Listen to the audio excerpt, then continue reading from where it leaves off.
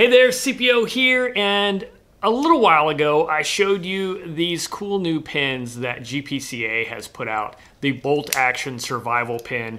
They're basically a really interesting bolt action design deployment that has some survival functions built in, a way to measure, a glass breaker, a whistle, really cool stuff. I showed you this aluminum one in black, the color I had. Then there is the titanium one, which is a little bit heavier, a little bit more solid of a feel, and more premium in feel for sure. But now, as I mentioned they have a stainless steel version. So the stainless steel version is sort of on a feel scale in between the titanium and the aluminum as far as, I don't even know how to explain it, how it feels. The action of the pin is different. This is a much smoother, more solid action in the titanium. This is a very quick, lightweight, but loose action in the aluminum. And the stainless steel is like right in the middle. It's sort of fascinating, actually. Now, as far as weight goes, the order of weight in these is aluminum, then titanium, then stainless steel. So the stainless steel is the heavier one of them all. Let me get you a quick measurement here. All right, so I just measured this one, the aluminum one, at 36 grams, right? Now I'm gonna measure the titanium one. So the titanium comes in at 52 grams, so not quite twice as heavy as the aluminum. Now let's weigh the stainless steel, and that comes in at 82 grams. Quite a big difference between the three. So if you like a lightweight, sort of fast action pin, I think the aluminum is the way to go. If you like a heavier pin, but still with that fast action, stainless steel is the one for that. But if you want a solid feeling, not quite as heavy, not quite as light, but it's a different action. I can't explain it. It's a more, I don't know. I don't know how to explain it. You're gonna, it's a smooth action, but it's not as fast.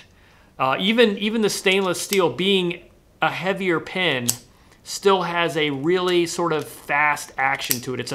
It's a feel thing, and I can't vocalize the feeling I have when I operate these pins. So these are the three bolt action pin options from GPCA. Again, survival pins, they have a whistle, they have a glass breaker, they have a way to measure, and there's also something else that is really cool that you can get in addition to, and that is this. This is the MG core.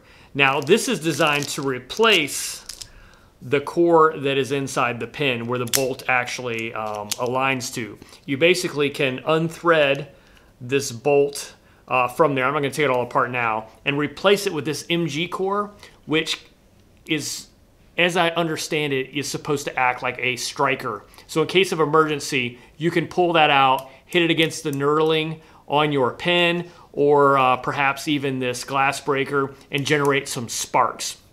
Now, I don't want to destroy mine to show you, but that's pretty cool. So you can literally replace this inner core with this, I'm guessing, sort of magnesium-ish. I don't know what MG core stands for, but I'm gonna go with magnesium because I'm a layperson and I can't be held accountable for that because I don't know what I'm talking about, but that's cool. So I'm gonna throw this in my pin and then keep it in case of emergency. Why wouldn't you want to be able to have a fire starter with you? So it just adds to the value of this whole setup. So anyway, what I will say, I've been carrying these around for a little while. What I will say is, if you're not careful, and especially if you are a fidgeter like I am, I have literally spun off these little knobs, the bolts.